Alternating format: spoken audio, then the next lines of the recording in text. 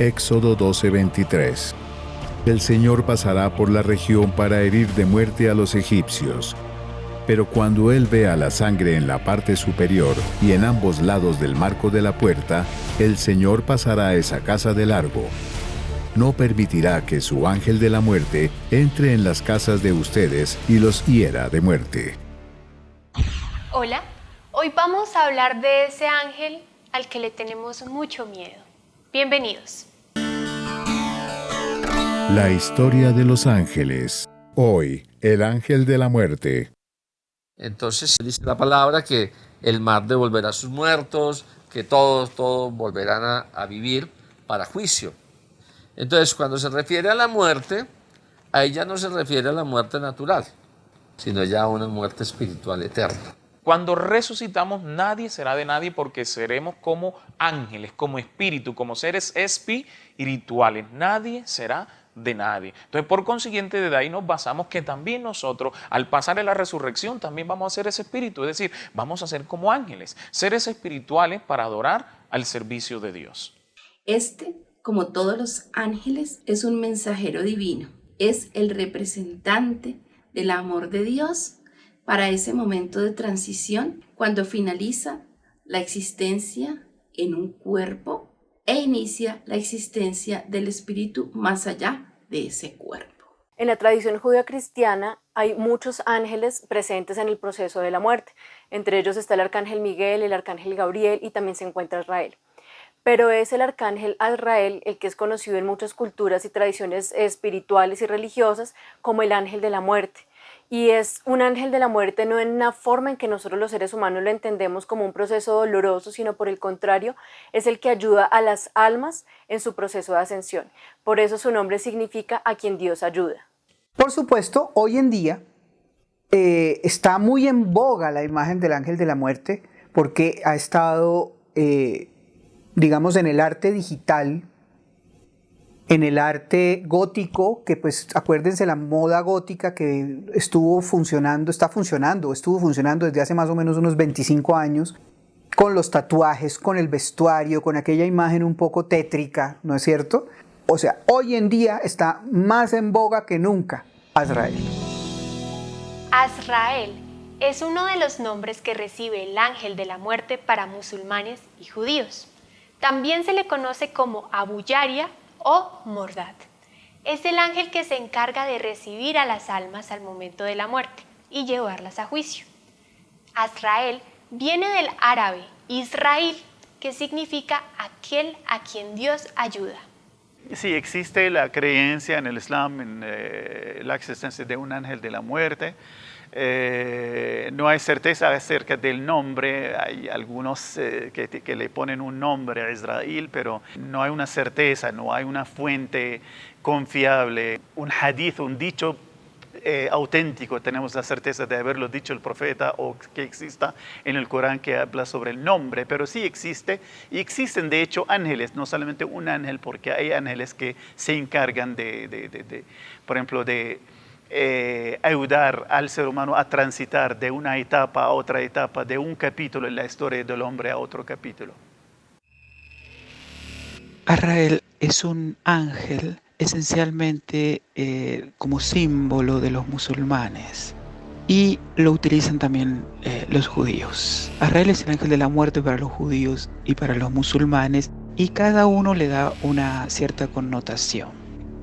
Para los árabes, el nombre, no sé cómo se pronunciará, pero es Israel para nosotros, que significa, y ojo a esto, es el que ayuda a Dios, el que cumple la voluntad de Dios. Es decir, es una especie de lugarteniente de Dios. ¿Qué hace él? Él cuida que los ángeles caídos no salgan. Es decir, se supone que los ángeles caídos están en una región y no deben salir de allí. Cuida que los ángeles caídos no salgan del sitio donde están y que las almas sean observadas si están con justicia o no allí. Eso sí, se lo muestra con una apariencia aterradora. Para los judíos, Azrael es un demonio, presten atención, al nivel de Satanás. Tiene el nivel de Satanás.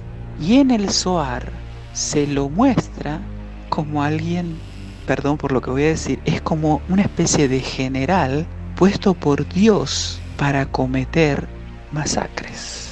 Que esto es tan así, se lo ve en la Biblia. En la Biblia se dice que Azrael fue el autor de una masacre donde mató a 185.000 personas. Imagínense lo que serían 185.000 personas hace miles de años. Es como decir ahora que mandó a matar a 20 millones de personas. Y se lo muestra en la Biblia como servil a Dios. Es el ángel de Dios, es el general de Dios. Él aparentemente descubre una cosa que en la religión cristiana ocurría, que es, se creía en la reencarnación. Luego en uno de los tantos concilios se quitó y hoy por hoy no se les puede decir a los cristianos de la reencarnación porque no creen, pero es porque alguien dictaminó que no, si no lo creerían tanto como creen en la virginidad de María. Pero en los textos se lee que él descubre la reencarnación y que esas almas pueden volver luego, y por eso él comienza a tener incidencias y opinión con respecto a las personas que están en esas zonas, diríamos entre lo que podríamos llamar el infierno o el cielo, y donde muestra que hay también una zona intermedia. Ahora, ¿de dónde viene realmente? Viene del Corán, que fue escrito en el 650 después de Cristo.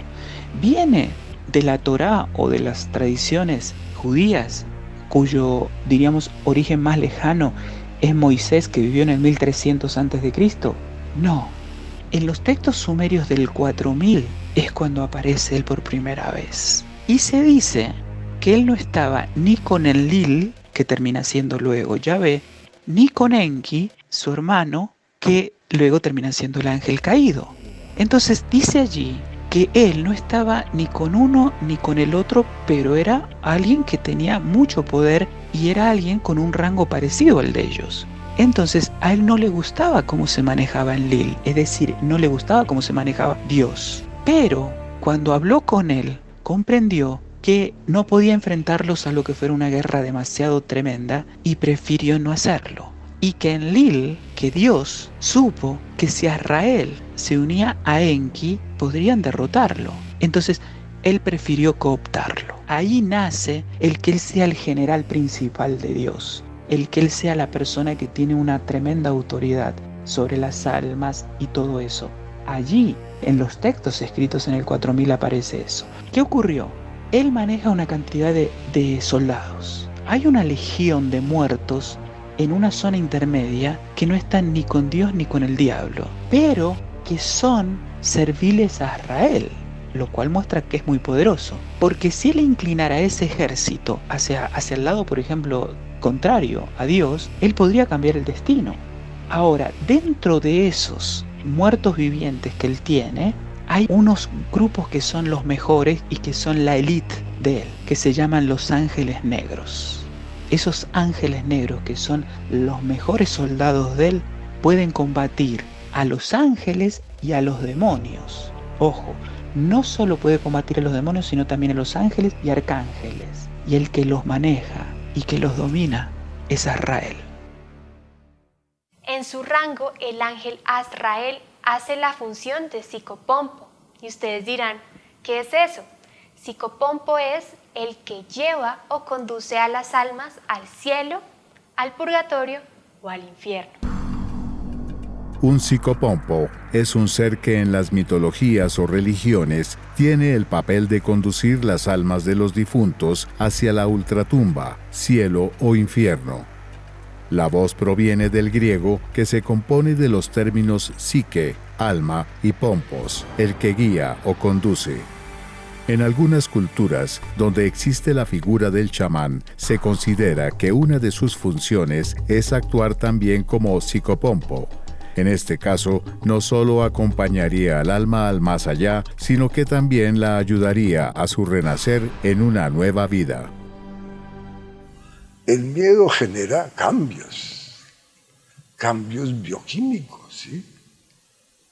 El sistema hormonal se modifica y necesariamente hay cambios en muchos de los factores que influyen en el proceso de una enfermedad. puede afectar hasta el sistema inmunológico, el sistema de defensas, el temor. Se activan algunas hormonas, hay aumento del cortisol, hay aumento de la noradrenalina, es decir, son formas, son respuestas que dependen del sistema nervioso autónomo. El ángel de la muerte aparece en múltiples culturas y religiones. De hecho, para el cristianismo no hay alguna cosa como el ángel de la muerte. Y en el catolicismo esta tarea se la lleva el arcángel Miguel, quien pesa las almas y se las lleva a la otra vida. El arcángel Miguel es ante todo el enemigo de Satanás. También es el ángel de la muerte, ya que se dice que le ofrece a las almas la oportunidad de redimirse antes de morir. Otra de sus labores es en el día del juicio final, pesar las almas en una balanza perfecta, tal y como lo hiciera Anubis en el antiguo Egipto, quien pesaba los corazones de los difuntos en el tribunal de Osiris para determinar si merecían la vida eterna. La idea de que un ser de luz nos acompaña al momento de trascender de la vida a la muerte no es nada nueva. De hecho, hay muchas culturas que hablan de eso. Aquí están las más famosas en Occidente. La Santa Muerte es una figura popular mexicana que personifica la muerte y es objeto de culto. En diversas iglesias como la católica, bautista, presbiteriana, metodista, anglicana, entre otras, rechazan y condenan su veneración considerándola diabólica. Mictlán, en la mitología mexicana zapoteca y mixteca, es el dios del inframundo y de los muertos. También era llamado Popocatzin, humo, fuego. Por lo tanto, era el dios de las sombras. Junto con su esposa, Mitecatzihualt, regía el mundo subterráneo, país de los muertos. Ejercía su soberanía sobre los 9 ríos subterráneos y sobre las almas de los muertos. Habita en la región de la oscuridad completa. Cuando una persona moría, un solo escuintle, una raza canina mexicana, lo acompañaba al más allá.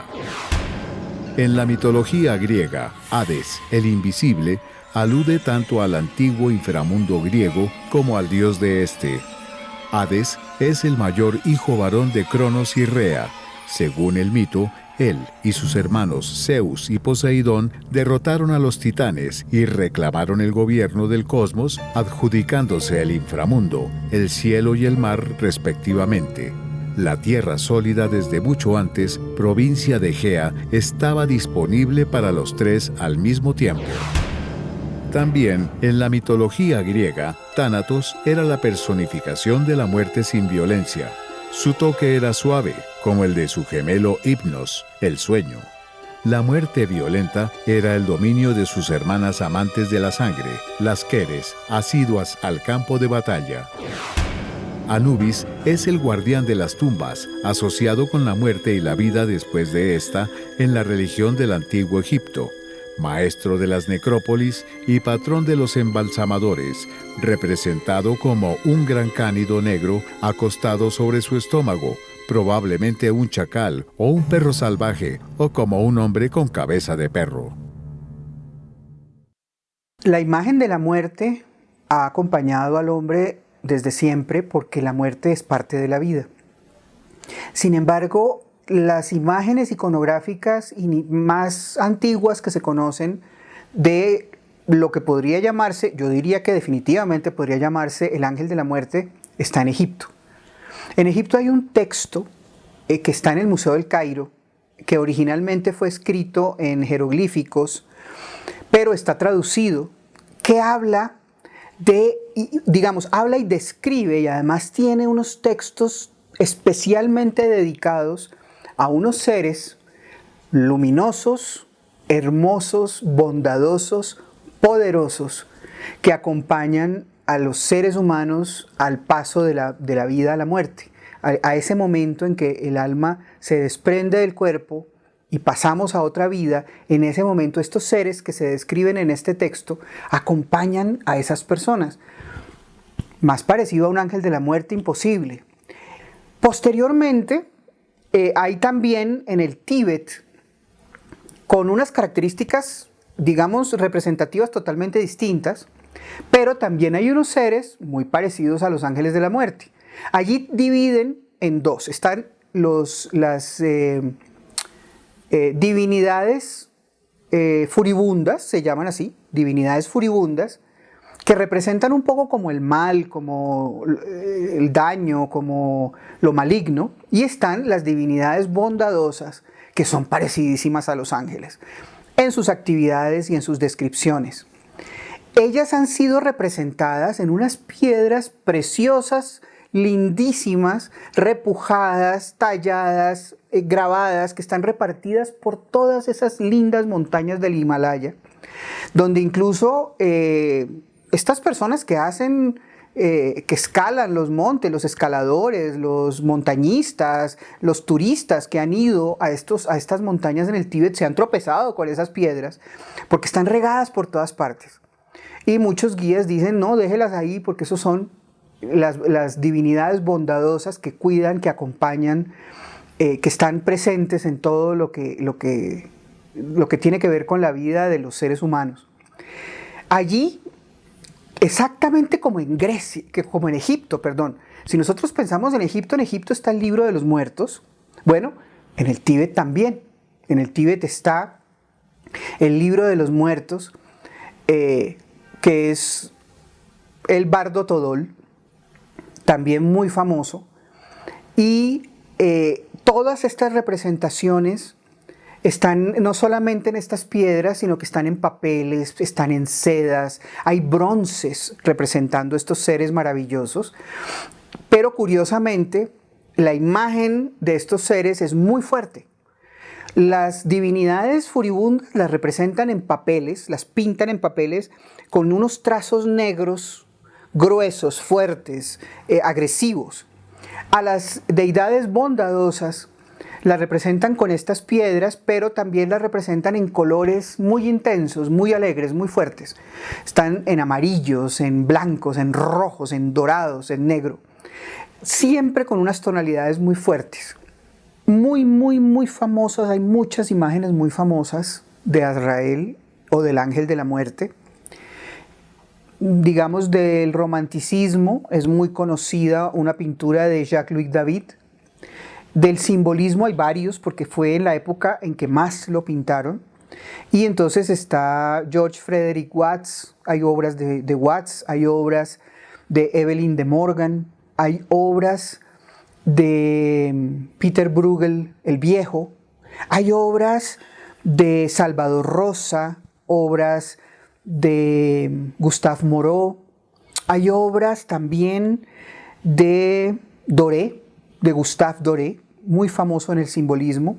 Hay obras de muchos artistas, pero digamos ya en tiempos más modernos, tal vez la obra más famosa del ángel de la muerte es la obra de Klimt, que se llama Vida y Muerte, de Gustav Klimt. Para finalizar, les voy a contar mi teoría favorita, y es que nuestros seres queridos ya fallecidos son los que nos ayudan a trascender de la vida a la muerte. Me despido de este capítulo diciéndoles que se suscriban al canal de Nativos Media para seguir viendo Historia de los Ángeles. La historia de los ángeles.